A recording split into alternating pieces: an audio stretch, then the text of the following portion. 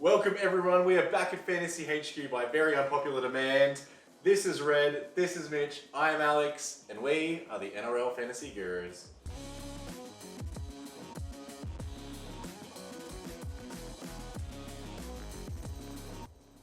The fuck was that? Man, we got a budget this year. We got like fireworks, intro videos. We're bigger and better things in 2020. Why do we blow it all on beer in an intro? Yeah, just for Red to swear and get us kicked off. But yes, we are on to bigger and better things this year. Now, first video of the year, we're going to start with all the boring stuff. Just the basics, the know-how. First of all, you want to go to NRL.com. You want to register for fantasy, and you want to log in, and you're going to want to join our league. For all of you who joined last year in our league, NRL Fantasy Gurus, we started up again this year. We've already got over 100 people in the league, so just keep joining. It's fantastic. We love it. Who was the champion from last year? I don't even remember that. I should have written that down. I don't even know. Well, good for you. You know who I remember? The Papatoto Pirates. He's remember back. that? He's back. He's back. In pug form. All right, so we're going to go on to Mitch. He's going to talk about the basics, salaries, players. Just break it down for us. Alright, so every single team's the same at the start of the year.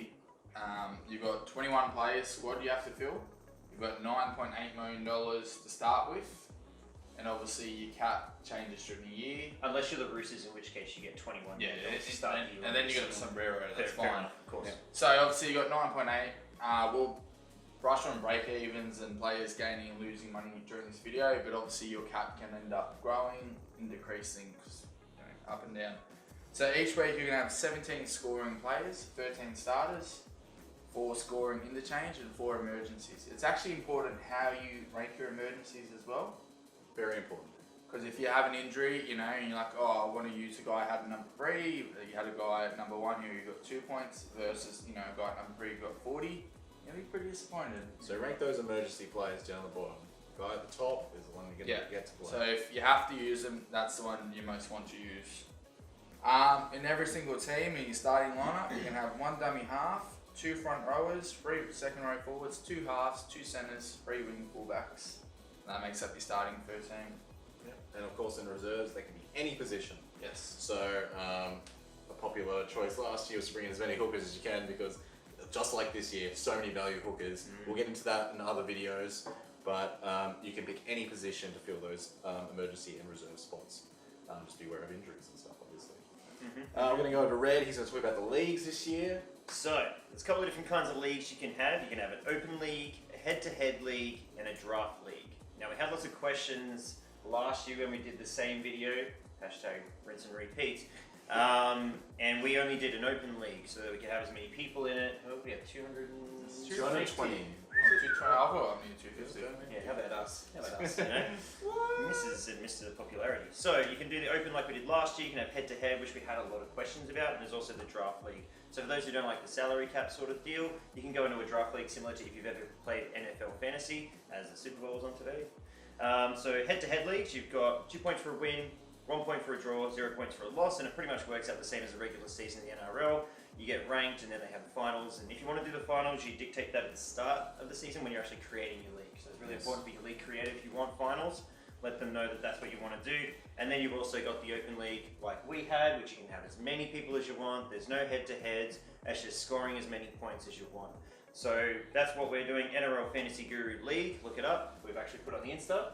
We put it on the Insta, and I will throw the code up the bottom of the screen now. If you also need that code, you can just put that in, and it will join the league for you. You can also just search it. Yeah. It's actually how I found it. You can just search it. As well as with the head-to-head, generally around Origin time, they don't actually play those rounds. Yes. So we had a lot of questions last year come in around the Origin time. What happened? Should I be setting up?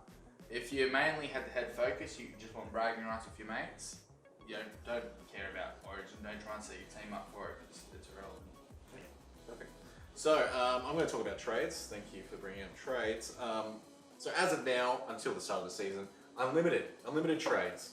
You can change it as much as you want, like we have. We've already changed it about 20 times. So just keep changing it. And obviously, when pre-season starts, all these new information lineups, they're going to change with it, and you can change it accordingly. In saying that, you'll get 2 trades a week, every week.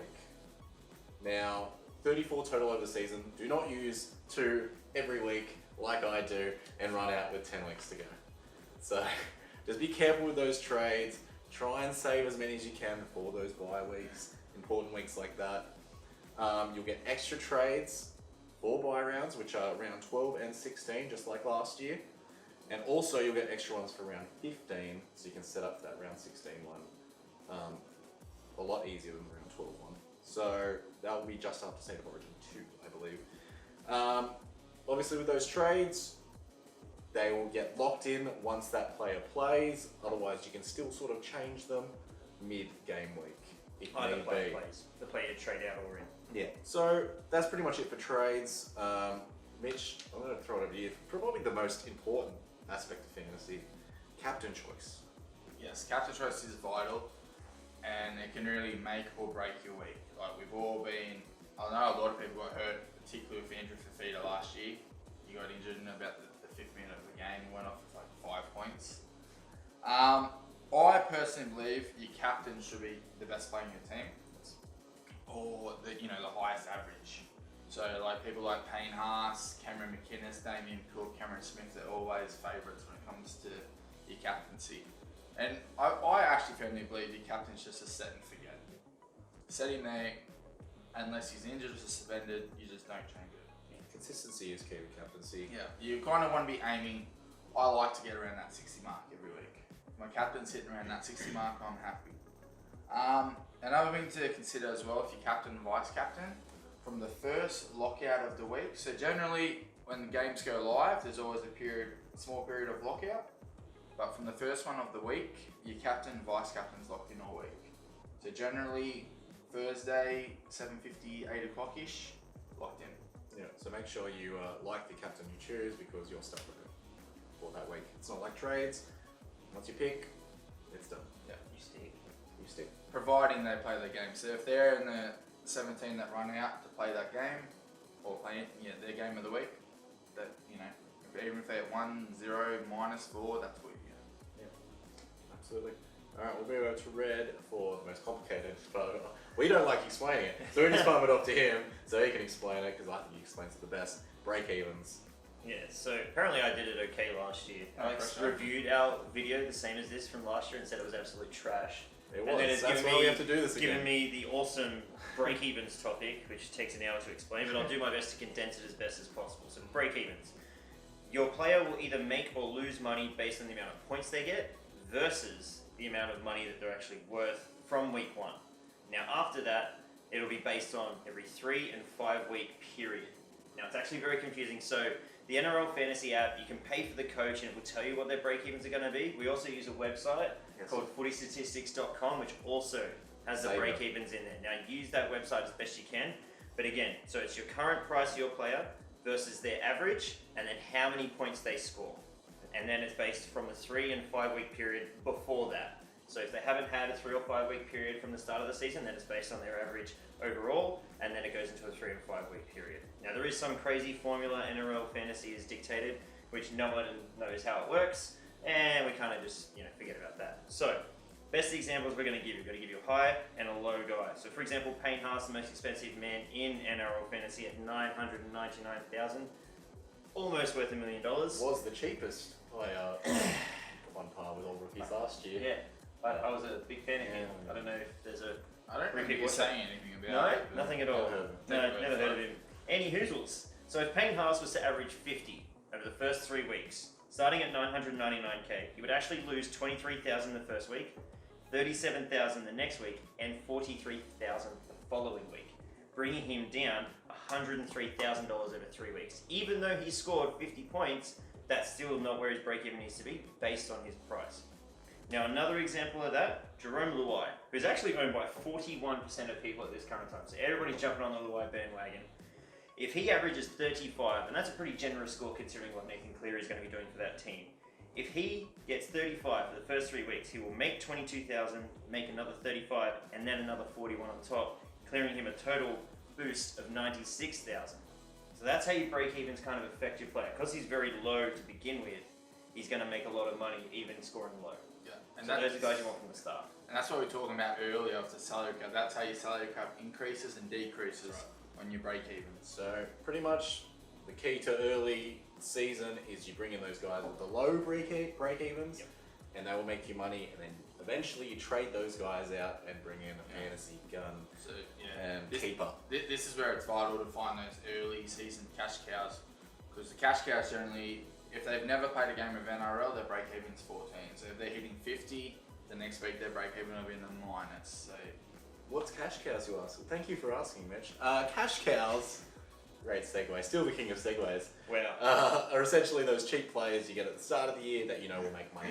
There's going to be a lot of great examples this year. Like Harry Grant, hopefully if he goes to Tigers. How upsetting that is. But we'll make another video later of top cash cows to bring in about a couple of weeks when we figure out all the cash cows. A lot of people are already asking us who the cash cows are. We don't know. We don't even know if Blue Eye's starting. But cash cows are those cheap guys you bring in, and they're going to make you money, and then you eventually sell off, unless they're paying halves, and you just keep them forever. Even when they weren't playing for the festival. Even when they weren't playing for the festival. So that's cash cows, very important. Mitch, DPP is another very important aspect of fantasy football. yeah, so as we're talking about with your 21 player, I guess your breakdown, with only 4 emergencies and 4 reserves, it doesn't give you a lot of versatility to cover for injuries and suspensions. But what we have is dual position players, so players that are listed that can play 2 positions. So for instance, like James Fisher-Harris, front row, second row, so you can move him up or down where you need that cover or that help, which also gives you, a lot of versatility when it comes to trades and covering for people.